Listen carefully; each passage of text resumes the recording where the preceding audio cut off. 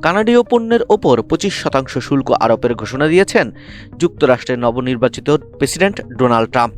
জবাবে মার্কিন পণ্যের ওপর প্রতিশোধমূলক পাল্টা শুল্ক আরোপের পরিকল্পনা করছে কানাডা। কানাডা সরকারের সূত্রের বরাত দিয়ে এই তথ্য জানিয়েছে মার্কিন সংবাদ মাধ্যম সিএনএন। প্রতিবেদনে বলা হয়েছে, পাল্টাপাল্টি শুল্ক বৃদ্ধির ঘোষণা শেষ পর্যন্ত বাণিজ্য যুদ্ধে রূপ নিতে পারে। এতে সারা বিশ্বেই পণ্যের দাম বেড়ে যাবে।